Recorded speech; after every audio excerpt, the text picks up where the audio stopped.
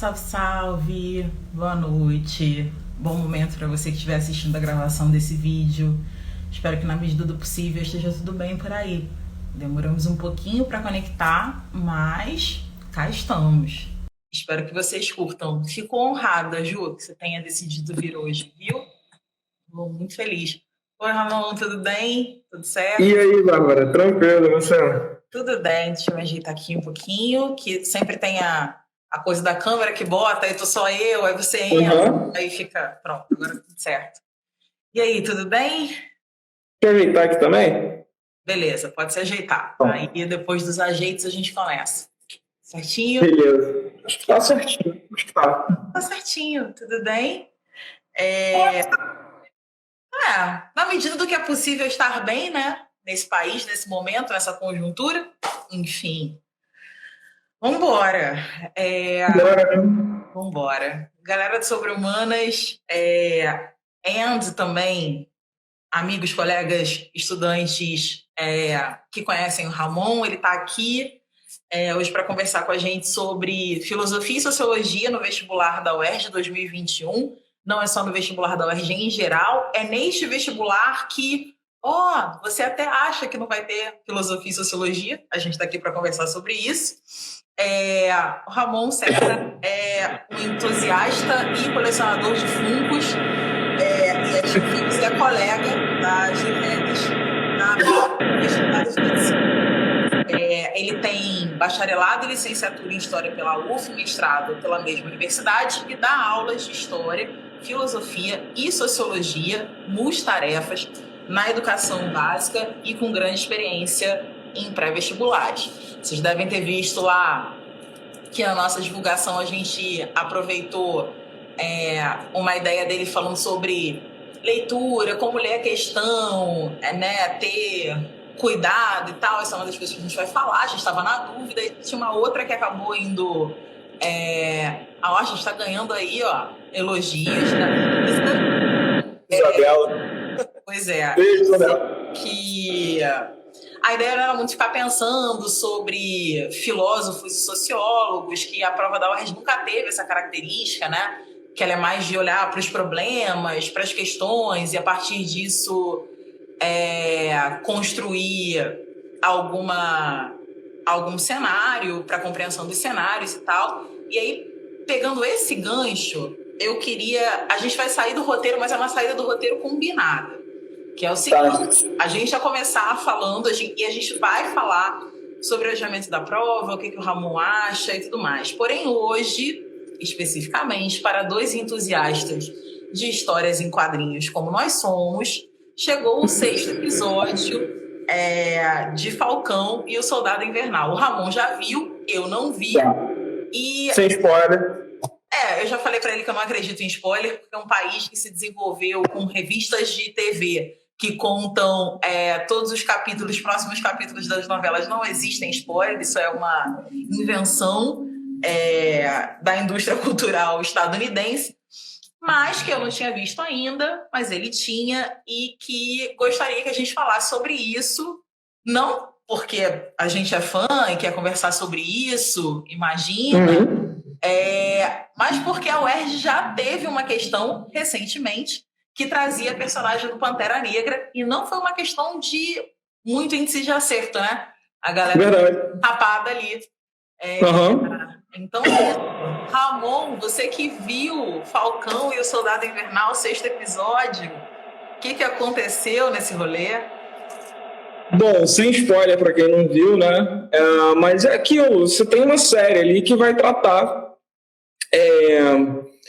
como no último filme dos Vingadores, o Capitão América ficou velho e abandonou tá aqui, tudo. Ele tá até com o martelo, a gente já trocou, o escudo tá encostado, igual na árvore. A gente aqui reproduz cenários. A parte de Star Wars é que não dá para você ver na estante.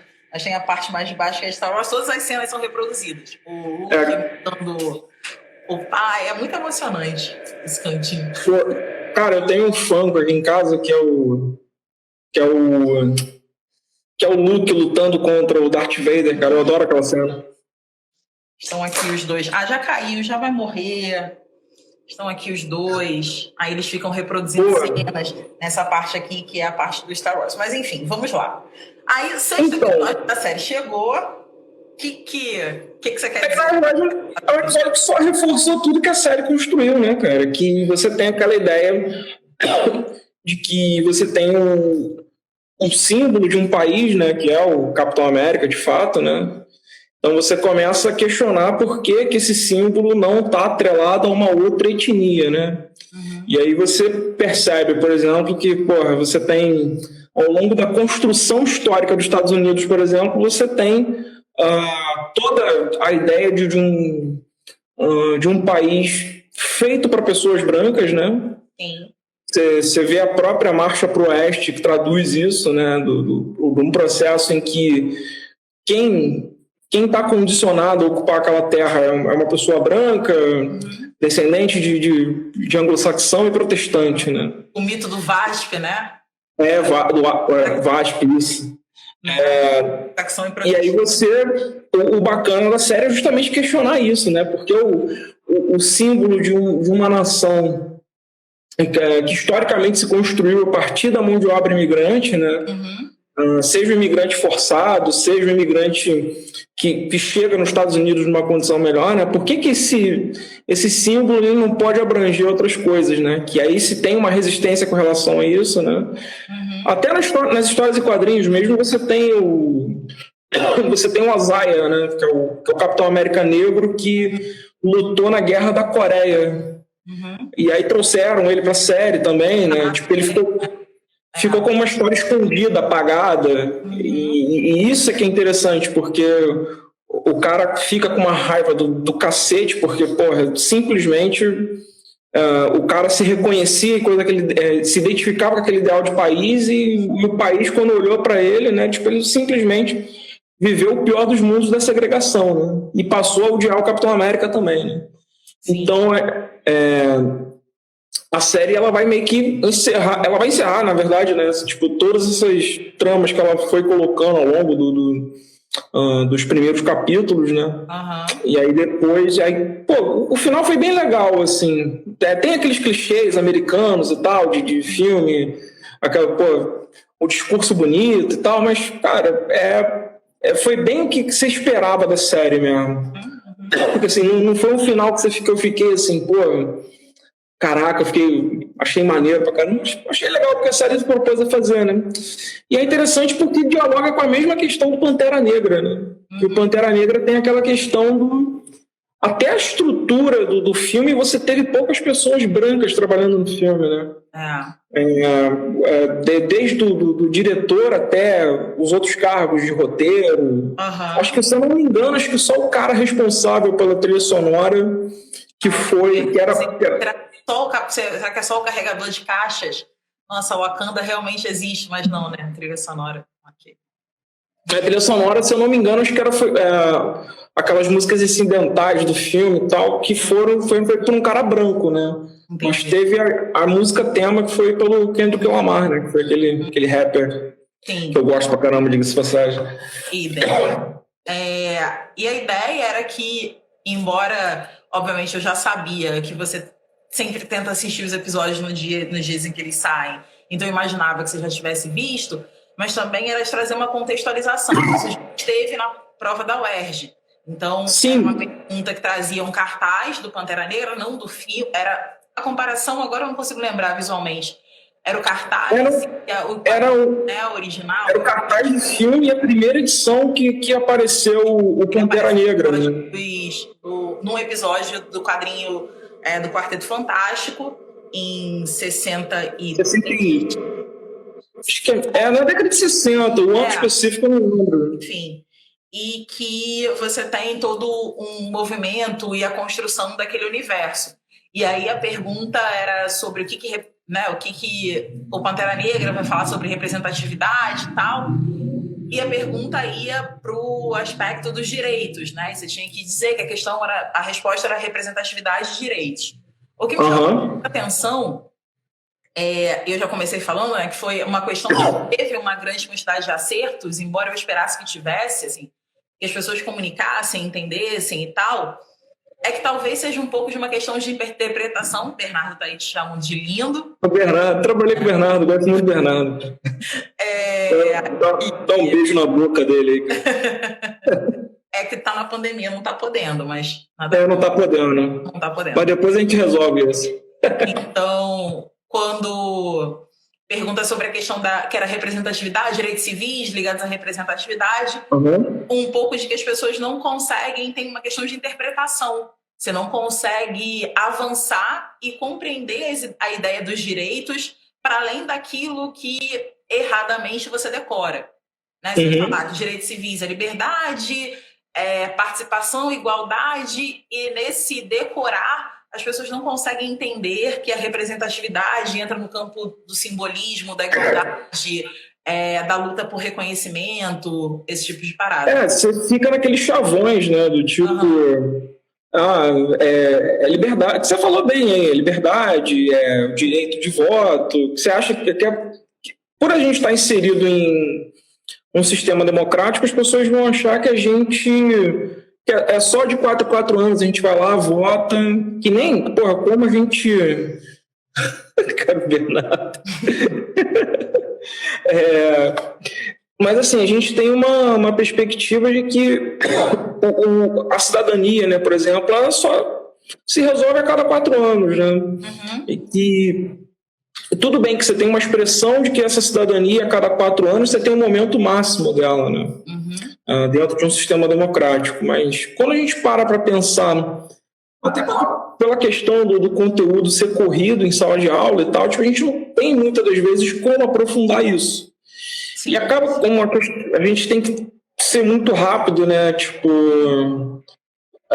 A gente acaba pensando muito rápido nessa questão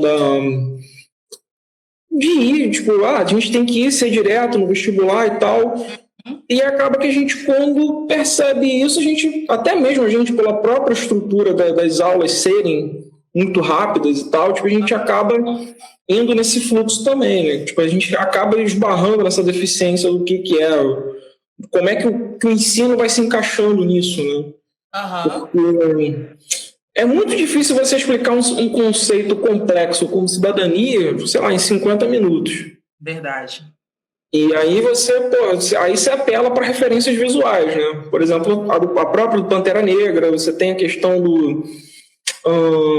um filme que eu gosto muito de indicar, que é o Selma, dessa história do Martin Luther King e tal, porque fica se pensando, na verdade, que a questão do direito é somente porque os pretos queriam votar nos Estados Unidos. Mas não era só isso, né? Sim. Você tem toda uma questão de ocupação de espaço público, de repente, de poder usar uma biblioteca pública que você não podia usar e tal. Ônibus, é muito mais... E aí quando você tem um filme que traz isso, né, e o vestibular tenta explorar isso, né, acaba até sendo uma forma de você tentar aprofundar essas questões. Só que a gente vai esbarrar nesse entrave, né? E que aí é o que eu sempre falo para o meu aluno. Eu sempre digo para o meu aluno que ele tem que buscar uma leitura, né? Ele tem que ler, ele tem que se informar, porque, assim, o estudo ele não vai ser somente fazendo questão, né? Porque a gente vai fazer questão? Vai fazer questão, mas se ele ampliar o leque de leituras dele, que eu acho que é uma coisa que, inclusive, no nosso país é muito difícil de você ter isso. E aparentemente vai ficar mais, né? É muito difícil você ter esse tipo de fomento no Brasil, né? Seja porque o livro vai ficar mais caro agora, ou por outras questões que sempre foram deixadas de lado mesmo. A gente não tem muito hábito da leitura, né? A gente comenta, a gente é um país...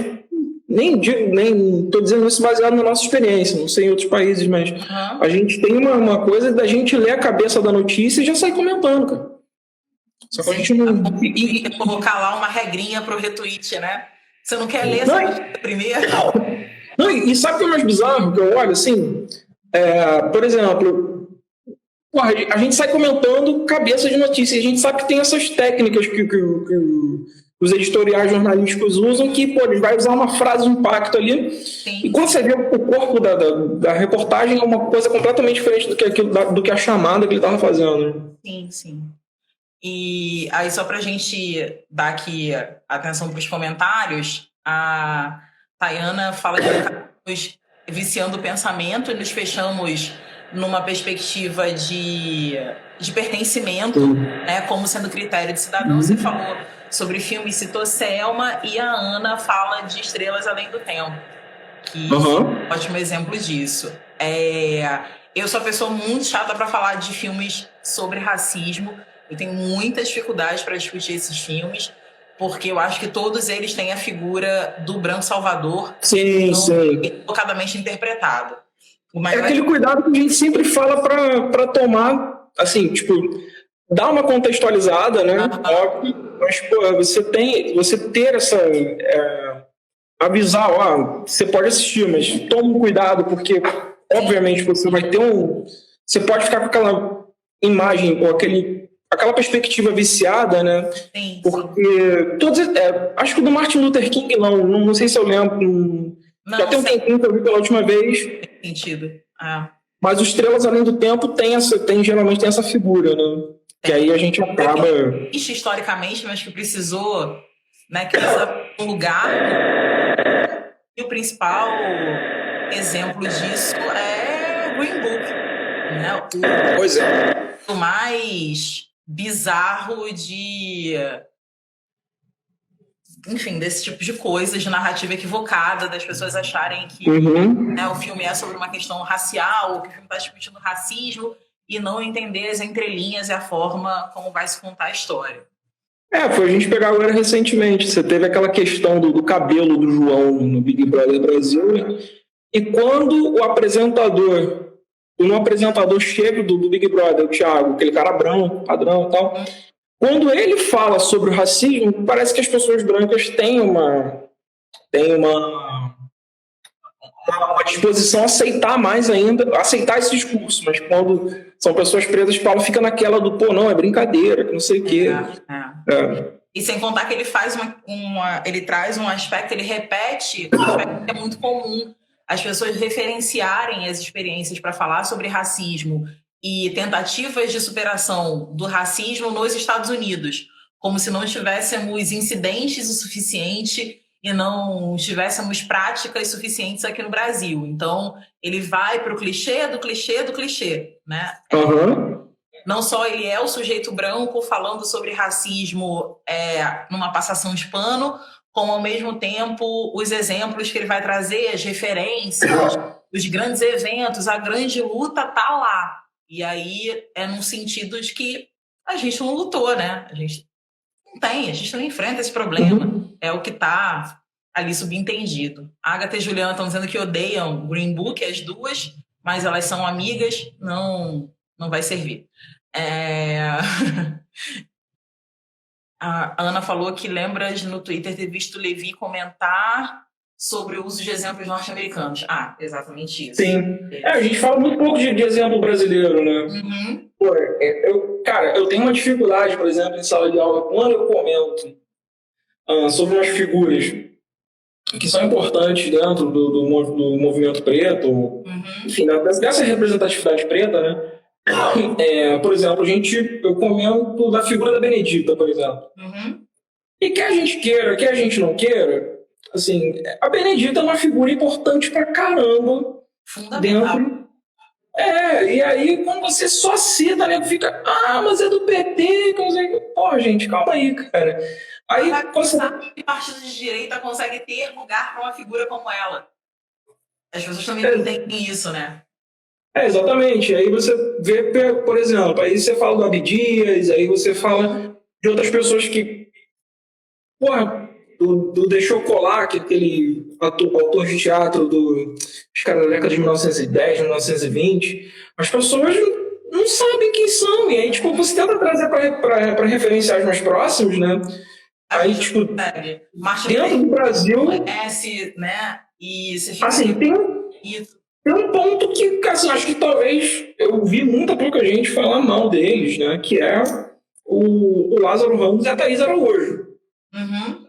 Que basicamente, assim, acho que é meio que uma unanimidade que quase todo mundo gosta deles, né? Um ou outro vão ficar falando que eles são lacradores e tal, mas você tem, assim, meio que um consenso da parte de que eles dois existem, e assim, mas quando você tenta tirar dessa seara do meio artístico, né? É complicado, né? Porque aí as pessoas vão dizer que a gente está politizando as coisas, né? Sim, sim. Quase sempre a gente está, né? E uma coisa que é muito politizada, de fato, tem sido essa convocação de vestibulares, né? Uhum. E aí a UERJ adiou, a galera tá chiando e todos os professores e professoras, todas as professoras que eu conheço e todos também estão marcando que não, é bom, é importante, posicionamento da universidade e tal. Como é que funciona isso para você? Olha, para mim, eu acho que assim, vamos lá. O cenário tá bizarro. Uhum. Assim, hoje, acho que foi aqui agora uns 20 minutos antes da gente entrar, eu fui passar um olho nas notícias assim e vi que hoje foram 2.800 mortes. Ontem foram 3.400, né? Fora a capacidade que o hospital não está tendo de absorver isso tudo, o hospital público, né? Os privados também estão com alguma dificuldade, né? Mas a gente sabe que nem todo mundo no Brasil consegue pagar plano de saúde para ter acesso a esses lugares. E aí, é aquilo. Acho que num cenário desses, acho que a gente está pior que o ano passado, inclusive. Acho. Não, acho, não tenho certeza. Pelos números a gente tem certeza, né? E aí, chegando no que pode ser a prova da UERJ, né? Eu consigo perceber que, assim, a prova foi adiada. O lado péssimo é você encontrar alunos desmotivados. Sim. Isso é muito ruim. Você, por exemplo, nos locais que eu estou trabalhando não estão tendo aulas presenciais. Uhum. Então, eu meio que dei essa sorte de, sabe, não estar em locais onde eu estou precisando estar presencialmente. E aí é que está a situação, porque eu consigo reparar pela forma como a gente vai se comunicando, quando não tinha essas provas não estavam sendo adiadas, a gente tinha uma interação muito maior. Hoje eu reparo pela quantidade de coisas que os alunos falam, que são muito poucas nas videoconferências. Eles estão desanimados, e aí às vezes o número de alunos cai dentro de uma aula, e aí você tem que trocar uma ideia com eles, porque assim, eu parto do princípio que é o seguinte: eu não vendo aquele peixe de que o vestibular vai ser mais fácil, não. Tá? Mas eu vendo o peixe que é o seguinte: olha, se você estava estudando de repente 6 horas por dia, eu acho que se você diminuir ali em algum momento, você está muito cansado, e o que é natural, você diminuir isso para 2 horas e meia, 3 horas, cara, eu não vou te recriminar por isso, cara. Porque é melhor você estar mantendo uma constância numa prova que, inclusive, lá no meio do anel, corre o risco de ser adiada de novo. Melhor você estar mantendo uma constância, estudando menos, porque no longo prazo você vai acumular mais coisa, do que você ficar ali, tipo, na quinta marcha, descendo o pé no acelerador e indo embora, né? Então, se você tem um ritmo de estudo... Esse processo, né? Tá durando... E pro cara que... O vestibular tá durando muito tempo. E para o cara que vem de um ritmo devagar, acho que de repente ele pode aumentar um pouco, sei lá, o cara estuda 2 horas por dia. Sabe, vai mantendo e depois vai aumentando gradativamente. Que aí é o seguinte, você pode inclusive aumentar, né? Tipo, a quantidade de... Você pode aumentar, na verdade, isso com o tempo e você está constante, ao contrário do cara que desanima e para, né? E esse é o lado bom, que a gente pode aprofundar algumas coisas. Por exemplo, hoje eu dei uma aula, hoje mais cedo eu dei uma aula de 1h30 de Estado Novo. Cara, eu me permiti. Sacou? Tipo, eu me permiti, dei uma aula, fiquei falando de samba, fiquei falando um monte de coisa. Aproveitei que eu hoje é de São Jorge, inclusive, né? Aí fui falando dessa relação das religiões de matriz africana com o samba ali no Estado Novo e tal. Sabe, rendeu. Sabe, eu pude trazer outras coisas que eu acho que é uma coisa que a pandemia está trazendo para a gente. A possibilidade da gente reformar, melhorar esse currículo, né? Que é uma coisa que enfim, tipo, eu já me incomoda há algum tempo, tá? Tipo, essa coisa da gente não poder aprofundar determinadas coisas dentro de sala de aula, aquela coisa da aula ter 50 minutos e corre com isso aqui, com não sei o que e tal, tipo, que, enfim, acho que a pandemia ela traz essa possibilidade da gente repensar nisso, né? Claro, claro. Mas uma coisa que a pandemia trouxe nesse cenário, que não seja tão positivo olhando no todo, né, é que nessa reformulação do vestibular da UERJ veio os assuntos, né, veio o easter egg, aquele escondidinho do vestibular, que é o fato de que nos tópicos de sociologia, geografia e história entraram os conteúdos de filosofia e sociologia. E aí eu acho que isso é uma questão para a gente pensar na valorização das ciências humanas em geral, assim, tem um debate mais amplo sobre isso, mas ao mesmo tempo tem um debate sobre a desatenção. Está escrito história, geografia, e não vão ver o conteúdo, né? Não vão levar isso em consideração e vão perder lá que no edital de geografia tem a parte de política e cidadania, falando que é para estudar relações entre política, cidadania e cultura, identidade social e territorial, alteridade, etnia, raça, etnocentrismo, ideologia, globalização, soberania, Estado e governo, processos de territorialização e territorialidade, autoritarismo, resistência política, avanços e retrocessos da ordem democrática, movimentos sociais e a organização dos trabalhadores rurais e urbanos.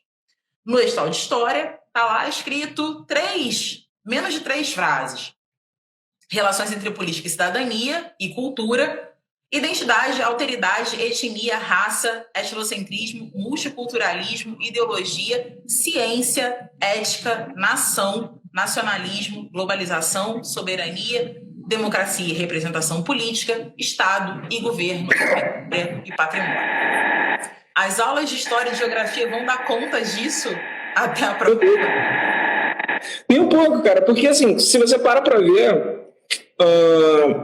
ele joga conceitos que a filosofia trabalha muito para dentro do conteúdo do edital de história, e conceitos da sociologia ele joga na geografia. Então ele tenta pulverizar isso aí como uma forma de dizer que isso está valorizado, né? Mas, pô, foi o que eu falei aqui mais cedo, né? Tipo, só a aula de história dá conta de você explicar o que é cidadania.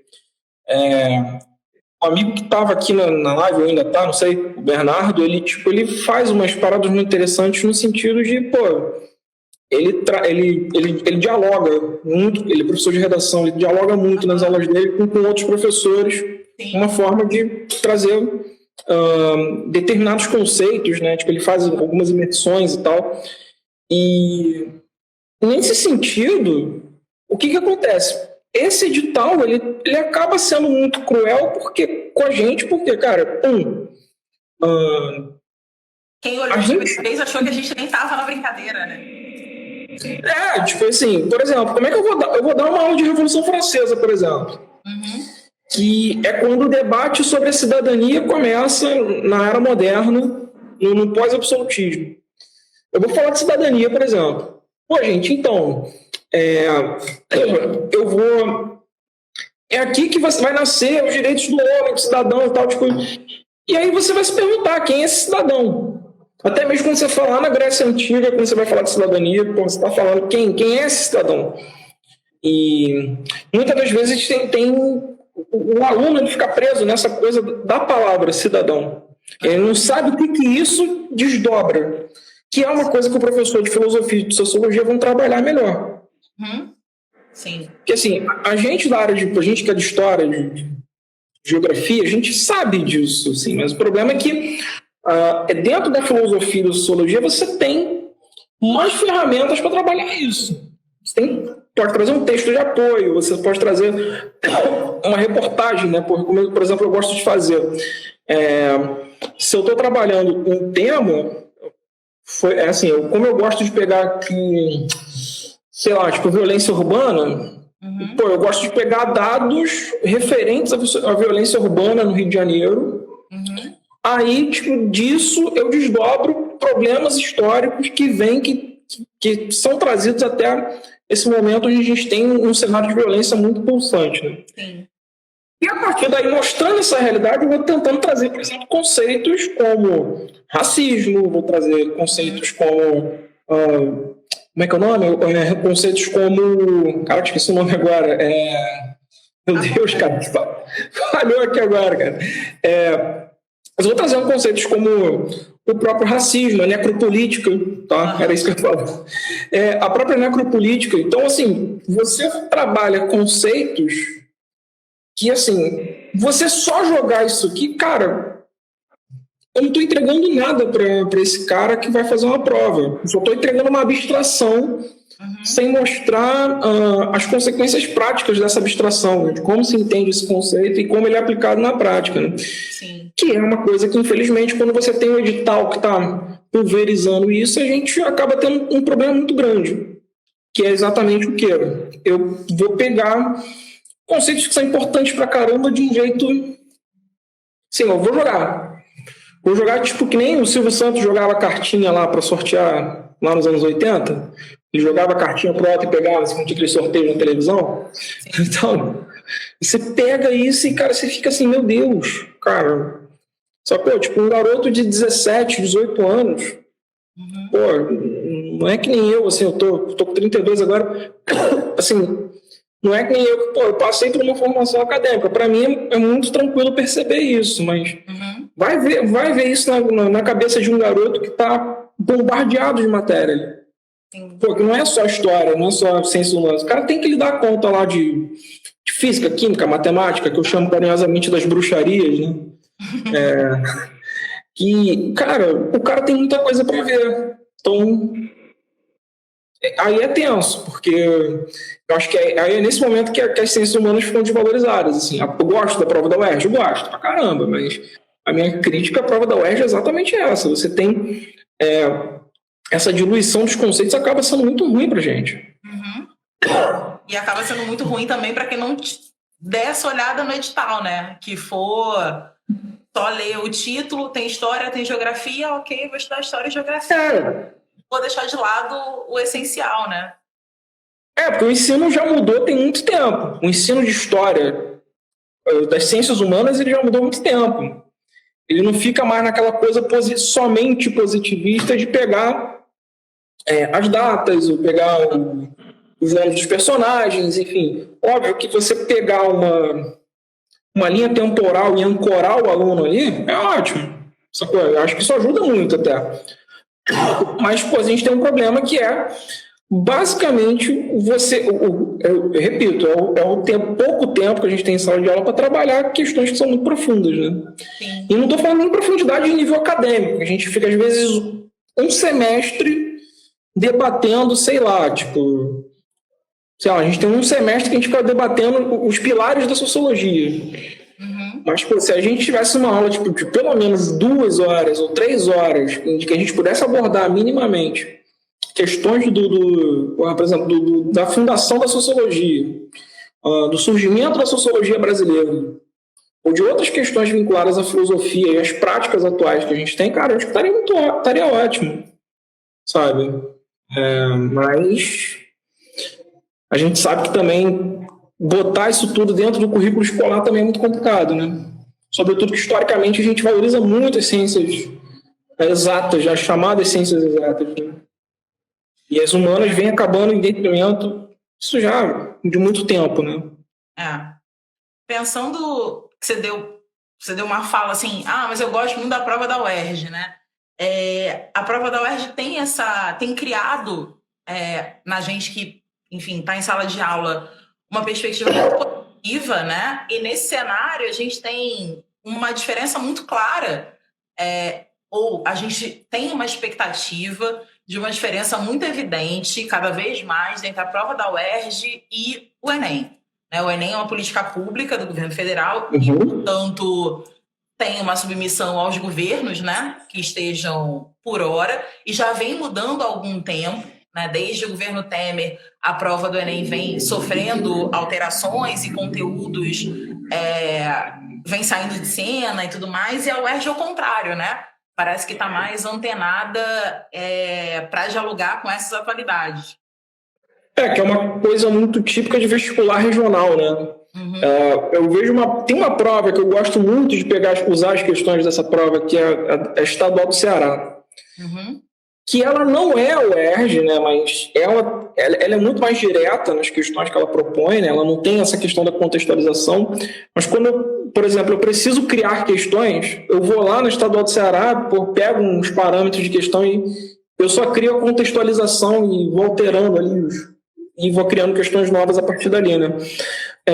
E aí a gente tem uma questão muito interessante, que a UERJ, pelo fato dela simplesmente estar dialogando com a comunidade do Rio de Janeiro, né? Com a comunidade que eu digo com a realidade do estado do Rio de Janeiro, né? Por ela estar dialogando com a gente, ela mostra problemas que, assim, você traz uma questão do Pantera Negra? Traz. Mas você traz também uma questão, por exemplo, sobre a própria construção da UERJ, né? Acho que foi uma questão que caiu no ano de aniversário da UERJ, né? Então, o que acontece? Então, assim, eu tenho uma universidade que, em certa medida, desde que eu me entendo por diante, desde que eu fiz vestibular lá em 2008, 2009, eu tenho uma universidade que, historicamente, ela dialoga de uma maneira muito crítica, né? As questões que se põem para a sociedade fluminense como um todo, né? Muito mais na capital, né? Vamos ser bem honestos aqui, né? Só que, quando a gente vê o Enem, por exemplo, a gente vê que o Enem da época do Lula e da Dilma é completamente diferente do Enem hoje. Sim. Você teve uma prova do Enem que agora resolveu exaltar filósofos iluministas. Justamente porque o liberalismo, né? E aí você tem essa noção de que para esse governo, eu costumo dizer para os meus alunos em sala de aula, eu posso falar uma coisa feia aqui, cara, que às vezes eu falo umas coisas feias. Eu costumo dizer para os meus alunos em sala de aula que o termômetro para você saber se um governo está tranquilo ou não está tranquilo é a redação do Enem. Por quê? Porque na redação do Enem, se você tiver um tema que é muito espinhoso, você sabe que aquele governo está tranquilo, tá? Uma coisa aí de uns 5 anos a gente não tem um governo tranquilo, né? De uns 5, 6 anos para cá a gente não tem. Até mais, até uns 8 anos para cá a gente não tem. E aí que está a situação. Porque eu vejo, por exemplo, um Enem que está vindo com... Eu não vejo esse governo Bolsonaro, por exemplo, pegando o Enem e falando de questões do meio ambiente.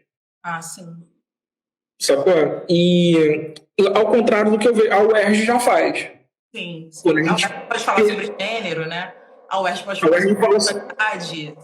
E ela já fez. A UERJ fala sobre gênero, a UERJ fala sobre a questão da representatividade, a UERJ vai falar sobre diversas questões que são... Assim, a gente tem um debate muito complicado ainda, né? Porque parece não, a UERJ ela tem mais autonomia, né? Ao contrário do Enem, que é uma política federal, né? Então, não sei quando a gente vai ver um Enem nesse perfil, não sei mesmo. Mas, até porque isso depende de eleição, essas coisas. Claro. Mas, como eu gosto de dizer, eu acho que eu gosto muito da prova da UERJ nesse sentido, mas não significa que ela tenha falhas também. Claro. Que a gente já trabalhou aqui, tipo, justamente essa questão de que você tem esse conteúdo, esse edital, ele é muito diluído, né? Então, assim, é complicado. Porque, assim, eu realmente prefiro... Quando eu digo para o aluno o seguinte, cara, você tem que estar ligado em conceitos, muito mais em conceitos, do que em filósofos ou sociólogos. Eu acho que esse é o meio caminho que você... Acho que é nesse caminho que você anda para o UERJ. Porque, por exemplo, qual foi a questão, cara, que eu... Acho que foi a questão do... Acho que foi a questão do Black Lives Matter, alguns anos atrás, que falava especificamente... Não foi do Black Lives Matter.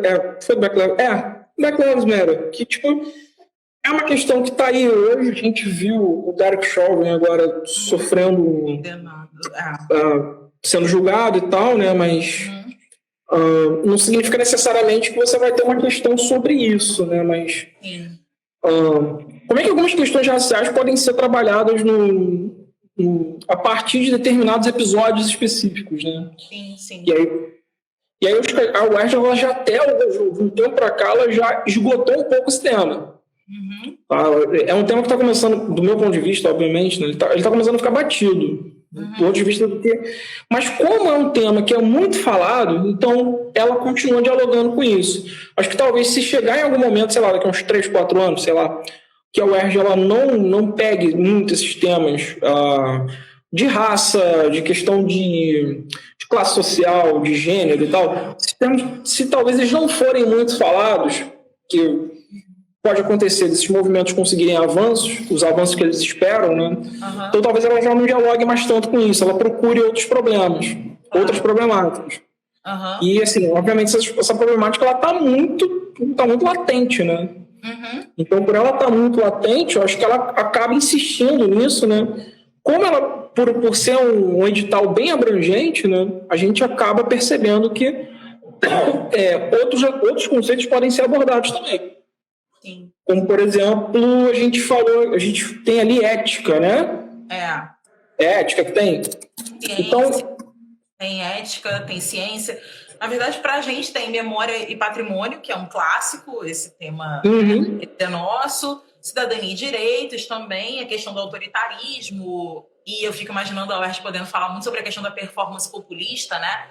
De líderes que são autoritários, mas que se pegam nessa relação com as massas para tentar disfarçar, né, o seu autoritarismo.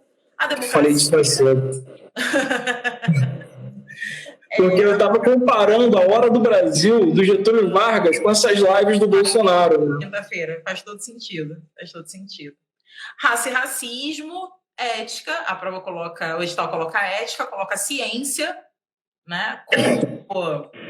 Como esses temas, né, que seriam nossos, entre aspas, digamos assim, nessa prova. E a gente já avançou um pouco o tempo, a gente conversou sobre outras coisas, mas dentre essas possibilidades, o que você ressaltaria assim, para olhar entre ética, ciência, cidadania, a gente caminha para o final? Bom, basicamente eu vou falar o seguinte, vamos lá. Para a ética, por exemplo, eu acho que se a gente analisar essas questões da própria responsabilidade do atual governo, eu acho que a própria questão do coronavírus, eu acho muito interessante dar uma olhada com relação a isso, porque até está se instaurando uma CPI que, enfim, há quem diga que pode resultar no impeachment do Bolsonaro, né, mas não sou tão otimista assim. A questão das fake news, né, que obviamente passa pela questão dessas lives, né, pelos canais criados por alguns grupos, né, isso acaba sendo uma questão muito, muito pontual, né, e aí isso dialoga com a questão da ética exatamente pelo fato, né, de que qual é a responsabilidade que um presidente tem, por exemplo, quando ele está dizendo que um remédio sem comprovação científica está sendo parte de um tratamento preventivo contra um organismo vivo.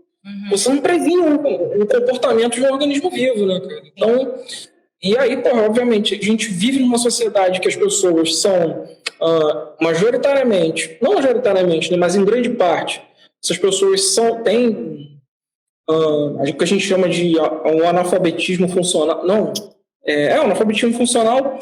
E aí, são semi-analfabetas ou analfabetismo funcional. E aí o que acontece? A pessoa não sabe interpretar um texto, né? A pessoa não tem conhecimento prévio sobre o que é um vírus, né? E aí você acaba, por exemplo, qual é a responsabilidade que esse cara tem quando alguém da tua família morre que resolveu seguir isso? Sacou? Então isso entra muito numa questão ética, né? Porque a própria ciência dá algumas respostas pra gente, né? Só que tem gente que prefere não seguir, né? Por exemplo, teve um dia que eu peguei um Uber, por exemplo, que o cara chegou e disse pra mim que fazia tratamento preventivo. E eu fiquei olhando assim pra cara dele e falei, tá bom. Assim, eu nem só faço a cara de paisagem, tá de boa. E eu de máscara ali, sabe? Fui seguir a viagem, fui para casa. Mas outro ponto que a gente pode trabalhar interessante também com raça e racismo é a questão de como o racismo se estrutura na sociedade, que se tem se falado muito de racismo estrutural, né? A questão da violência urbana por meio da chamada necropolítica, né? E como é que os movimentos sociais vão atuar dentro dessa de como essa violência ela se põe para a gente, né? E como é que os movimentos sociais vão tentar perceber isso aqui, né? E, por exemplo, a gente teve o caso da menina Ágata, né? Teve aquele pai lá em Deodoro que foi fuzilado, né? Foram 30 tiros que ele tomou, não lembro agora. Músico, 80. 80, isso. Que tem até aquela piada daquela série do Will Smith, Um Maluco no Pedaço, que eles vão para um julgamento, né? Aí tem aquele amigo do Will, Jazz, aí, ele levanta a mão, assim, né? Porque é para fazer o juramento, ele levanta a mão. Ele fala, não é para você levantar a mão, é para botar a mão na Bíblia. Ele tá maluco, não vou baixar o braço, daqui a pouco ele me dá 6 tiros de advertência aqui. Que assim, soou cômico no momento, mas, cara, se para ver, isso é real do caramba, cara. Sacou? Então, assim, acho que, por exemplo, a questão dentro de cidadania e direito, esse estudo de gênero, da sexualidade, é uma possibilidade? Mas eu não acho que seja o foco agora, mas de repente vale dar uma olhada. Vale dar uma olhada porque a sociedade ocidental de um tempo para cá, ela tem apresentado algumas mudanças. Sim. Essas mudanças de comportamento, elas foram acompanhadas por mudanças do ponto de vista jurídico. Então, o casamento homoafetivo é aceito, obviamente, não pelas instituições religiosas, mas é aí que está a questão da cidadania. Porque se o Estado garante a liberdade individual, como é que o indivíduo... Ele fala claramente na Constituição de liberdade de associação, enfim, todas essas questões jurídicas. Por que o indivíduo, quando ele procura um cartório, né, tipo, o cara... ou uma mulher, tipo, que eles têm um relacionamento afetivo, eles encontram uma resistência para formalizar esse tipo de casamento, né? Sim, então, não é um casamento religioso, né? É uma questão de que, assim, como o Estado se põe pra gente, né? A gente tem muita dificuldade de perceber, por exemplo, que o Estado, na verdade, o brasileiro como um todo, a gente não sabe o que é política de Estado e o que é política de governo. Isso não fica claro pra gente. Sim. Parece que em outros países a gente tem uma clara distinção do que é de Estado, do que é de governo, né? Mas exatamente são o cumprimento dessas normas de Estado que a gente acaba vendo que a cidadania ela não é respeitada. E, assim, obviamente, a lei, às vezes, ela precisa ser clara e até, tipo, óbvia, né? Mas que, assim, tipo, não é que a pessoa está querendo privilégio. É que, às vezes, a lei é clara de uma forma, você precisa reforçar essa claridade da lei. Você precisa mostrar que, assim, a lei permite a liberdade de associação, ponto. Mas por que quando ela permite a liberdade de associação, pessoas que possuem relacionamento homoafetivo vão procurar um cartório e lá elas são embarreiradas para casar? Então a gente tem um problema claro na lei aqui. Por que esse agente do Estado que não permite que isso aconteça, por que ele não é punido? Por que ele faz isso direto? Então tem uma brecha para que esse cara continue tendo esse tipo de conduta. Sim. Sacou? Então, é um questionamento interessante a se pensar acerca da UERJ dentro do ponto de vista da cidadania de direitos. Agora, o que eu acho muito, mas muito difícil mesmo, mas eu acho interessante que pode cair, porque o próprio edital prevê, é que ele fala de ciências, né? Então, as pessoas acham que não, mas a filosofia quando a gente vê... Que vai falar sobre isso, né? A disciplina vai falar de ciência, cara. Então, que é uma coisa que as pessoas acham, que ciência é só fazer continha ali, criar uma equação bizarra, tipo, porra... aí o cara fez uma equação bizarra, aí achou -3 na equação. Nossa, eu sou um cientista. Não, gente. O debate sobre a ciência é a forma como se enxerga a ciência ao longo da história, né? É chamada... Epistemologia, né? Sim. Que aí a epistemologia que a gente vem desde lá dos pré-socráticos até, sei lá, tipo, esses caras que apresentam aí programas no National Geographic ou no... Enfim, esses canais que tentam divulgar a ciência de uma maneira mais televisiva, né? Isso não deixa de ser ciência, né? A gente tem uns problemas com eles, mas não deixa de ser ciência. Então, o que acontece? Eu acho que, assim, ainda não é uma hora. Talvez possa ser porque, assim, a gente tem um governo que claramente nega a ciência, né? E se a gente for parar para ver, esse negacionismo, ele é baseado em premissas religiosas, né? Tipo, e aí que a gente percebe... Não vou... Caiu. Vou dar um refresh aqui. Você tá aí? Você tá aí? Então você ficou parado me olhando um tempão ali, achei que tu tinha caído. Parado, deixa eu então, assim, só pra gente encerrar essa ideia da ciência aqui, basicamente a gente tem a própria história da ciência, a gente teve negações na ciência boa parte do tempo, seja lá no momento da Inquisição, seja no momento em que, enfim, que não houve uma negação completa, né, da ciência, né? A própria filosofia cristã se utiliza de conceitos da ciência, né? E aí a gente consegue perceber que esse debate entre ciência e o chamado senso comum, né, ele acaba sendo um debate necessário, mas ele acaba se perdendo pelas próprias práticas, porque, por exemplo, teve aí um general que disse que a Terra era plana, porque muitos cientistas disseram que a Terra era plana. E você fica, cara, como é que você vai manter um debate científico sadio num ambiente desse, né? Então, são algumas coisas que a gente pode levar em consideração. E o que só para trazer aqui, a questão das atualidades, que eu também gosto muito de falar disso nas minhas aulas, como é que eu... É a tua praia, né? Eu gosto muito de dialogar com a atualidade, cara. Assim, primeira coisa, assim, tipo, a gente tá aqui trancafiado em casa, né? A gente tá... Poderia estar. Ou poderia, né? E isso, cara, me traz uma questão que, assim, tipo, a gente acaba consumindo mais a TV, né? Não somente a TV, né? Mas diversas mídias, né? Então, o que acontece? Por exemplo, eu gosto de pensar que a pandemia ela tá mudando algumas relações que a gente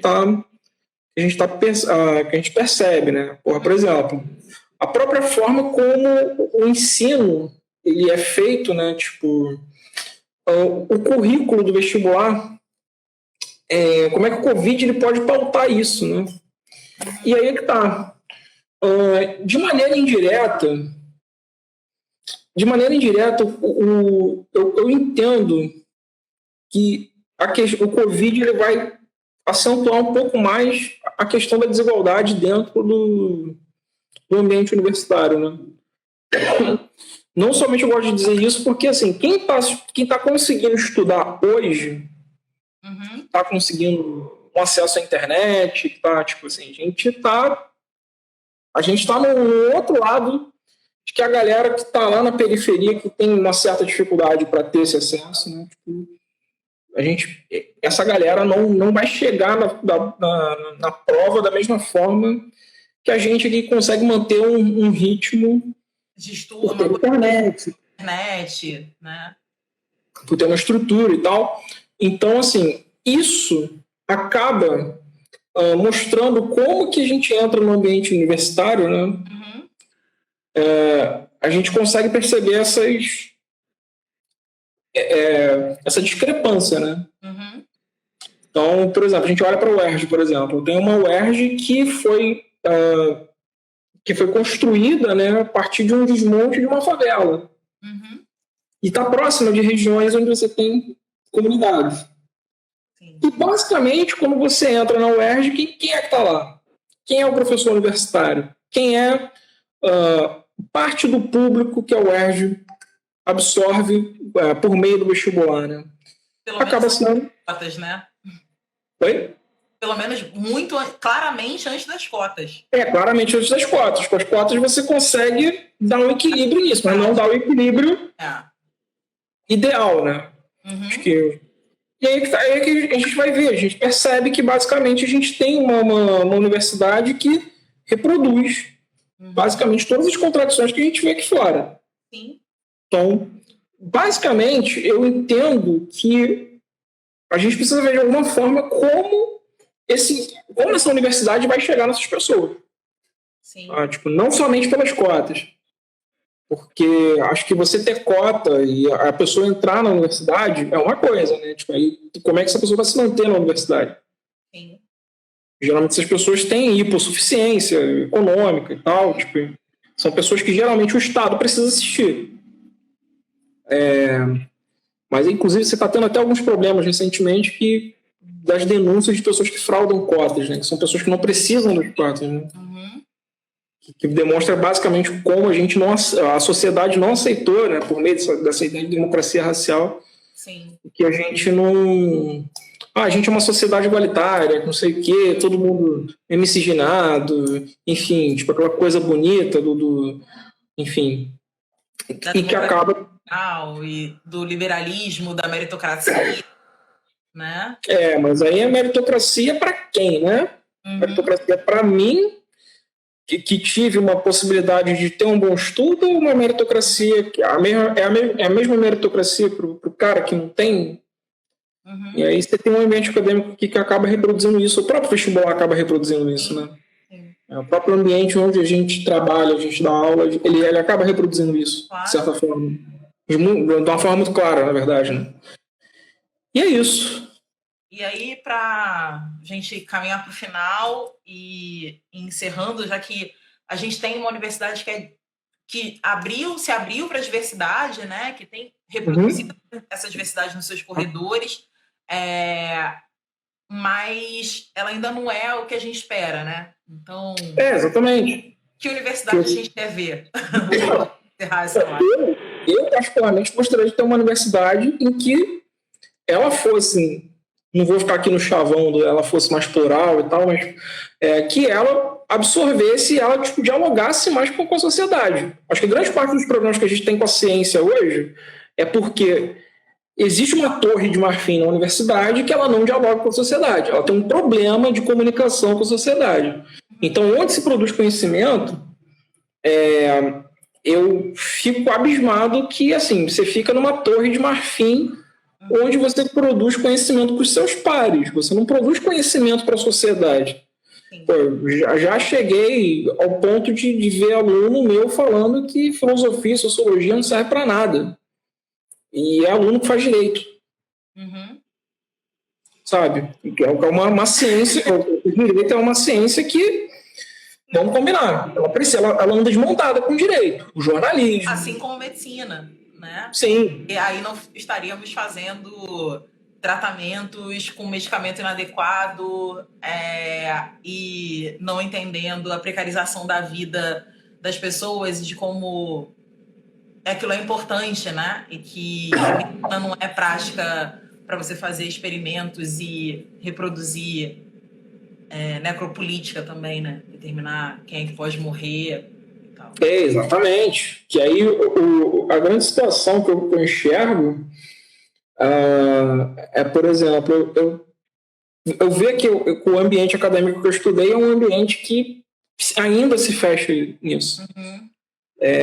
Enxergar que existem professores que percebem que ainda a entrada de pessoas de outras classes sociais dentro do ambiente acadêmico não é satisfatória para o ambiente acadêmico, né?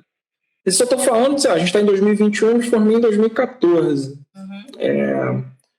Não sei o quanto mudou, porque assim, eu já estou um pouquinho afastado do ambiente acadêmico, inclusive depois que eu terminei o mestrado.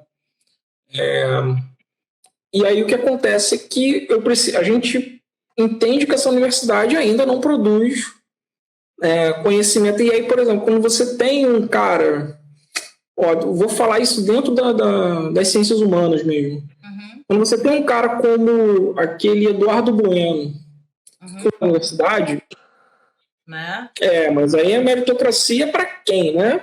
Meritocracia para mim, que tive uma possibilidade de ter um bom estudo, ou uma meritocracia que é a mesma meritocracia para o cara que não tem? E aí você tem um ambiente acadêmico que acaba reproduzindo isso. O próprio vestibular acaba reproduzindo isso, né? O próprio ambiente onde a gente trabalha, a gente dá aula, ele acaba reproduzindo isso, de certa forma. De uma forma muito clara, na verdade, né? E é isso. E aí, para a gente caminhar para o final e encerrando, já que a gente tem uma universidade que se abriu para a diversidade, né? Que tem reproduzido essa diversidade nos seus corredores, mas ela ainda não é o que a gente espera, né? Então, exatamente. Que universidade a gente quer ver? Eu, particularmente, gostaria de ter uma universidade em que ela fosse, não vou ficar aqui no chavão, ela fosse mais plural e tal, mas que ela absorvesse e ela dialogasse mais com a sociedade. Acho que grande parte dos problemas que a gente tem com a ciência hoje é porque existe uma torre de marfim na universidade que ela não dialoga com a sociedade. Ela tem um problema de comunicação com a sociedade. Então, onde se produz conhecimento, eu fico abismado que, assim, você fica numa torre de marfim onde você produz conhecimento para os seus pares. Você não produz conhecimento para a sociedade. Pô, já cheguei ao ponto de ver aluno meu falando que filosofia e sociologia não serve para nada. E é aluno que faz direito. Sabe? É uma ciência. O direito é uma ciência que, vamos combinar, ela anda desmontada com o direito, o jornalismo. Assim como medicina, né? Sim. E aí não estaríamos fazendo tratamentos com medicamento inadequado e não entendendo a precarização da vida das pessoas e de como aquilo é importante, né? E que a medicina não é prática para você fazer experimentos e reproduzir necropolítica também, né? Determinar quem é que pode morrer e tal. Exatamente. Que aí a grande situação que eu enxergo por exemplo, eu vejo que o ambiente acadêmico que eu estudei é um ambiente que ainda se fecha nisso. Enxergar que existem professores que percebem que ainda a entrada de pessoas de outras classes sociais dentro do ambiente acadêmico não é satisfatória para o ambiente acadêmico, né? Isso eu estou falando, a gente está em 2021, eu me formei em 2014. Não sei o quanto mudou, porque assim, eu já estou um pouquinho afastado do ambiente acadêmico, inclusive depois que eu terminei o mestrado. E aí o que acontece é que a gente entende que essa universidade ainda não produz conhecimento. E aí, por exemplo, quando você tem um cara... eu vou falar isso dentro das ciências humanas mesmo. Quando você tem um cara como aquele Eduardo Bueno, com todos os problemas que tem, consegue um espaço na televisão para falar, o mesmo cara, o professor universitário fica batendo o pé. Mas por que ele está batendo o pé? Será porque ele não dialoga com aquilo que pode ser passado para o público? Eu vejo eu lembro que alguns anos atrás tinha aquele programa Esquenta, da Regina Casé, que todo mundo torcia o nariz para aquele programa, cara. Sim. Mas assim, virava e mexia naquele programa, ele levava um professor de história, professor de filosofia, sociologia.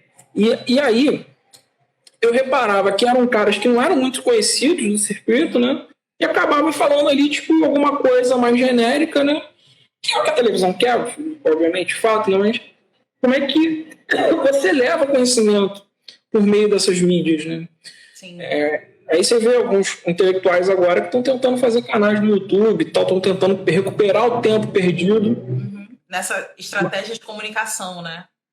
Mas ainda se perdem, né? Ainda se perdem porque exatamente eles continuam mantendo a mesma ideia